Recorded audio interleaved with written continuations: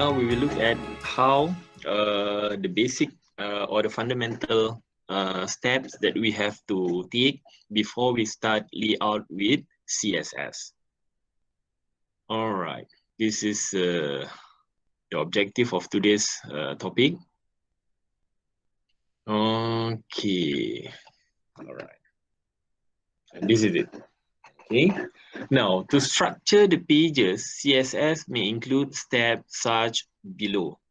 All right, first of all, okay, of course, okay, when we design a layout, what we need to do is that, okay, just like very similar like what we did, okay, with tables, okay, in HTML, where we draw, okay, the draft of the page, okay, the design, the layout that we want to create.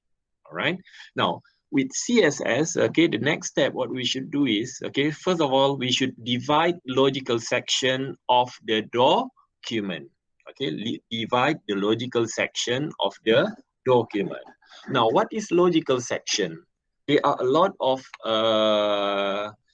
HTML5 text that brings nothing in terms of formatting. Okay, but these tags, okay, do contains meaning. Okay, do contains meaning. Okay, example of logical section are such as article, aside, nav, section, header, footer, and even the traditional div elements. Okay, as we know, when we apply this logical section, nothing will happen to the HTML page. Nothing will happen.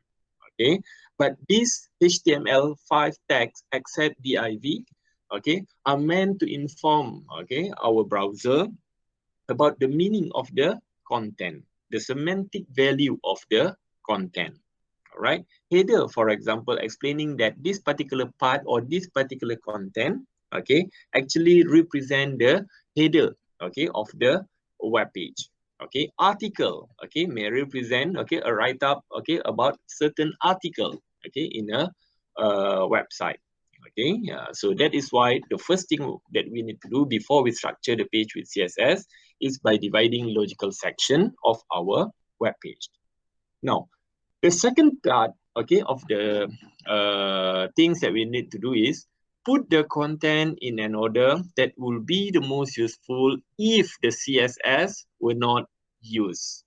Now, one interesting part of the CSS layout is that we call it liquid layout, meaning that we can easily move any content, okay, we can move any element to anywhere we like, okay, in the page.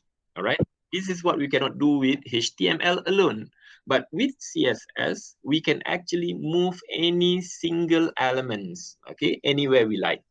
Now, even though we can do that, okay, but it is actually a very good idea if we can manage the content in an order, okay, the way we want user to read our website.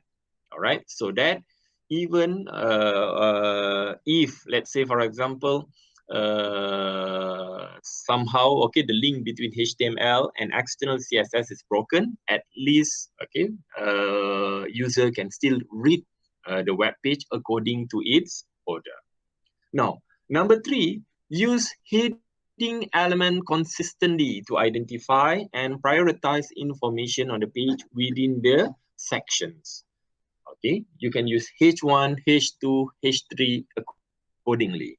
Now, we know that the heading element, H1, H2, H3, for example, are used to represent the title of the section, the title of the page. Okay, and this particular information in H1, in heading elements, okay, normally will be used by the search engine to prioritize the information. So use it wisely, use it consistently to identify and prioritize content. And lastly, okay, number 4, okay, use comment as desired to identify different area of the pages and content. What we mean by comment here is actually CSS comment. Okay, CSS comment. Now, what is so special about CSS comment? It is actually the same with HTML comment. HTML also have comment. CSS also have their own comment. As we know, comment will not affect the quality or the view, okay, of the web page. Okay, comment is actually meant for the developer, okay, to identify, okay, it is a personal note, okay, our own personal note to identify, okay, this particular section or this particular setting is for which section of the web page. All right, so use comment. All right, now that's it. Okay, the four steps that we should take, okay, before we begin structuring our pages with CSS.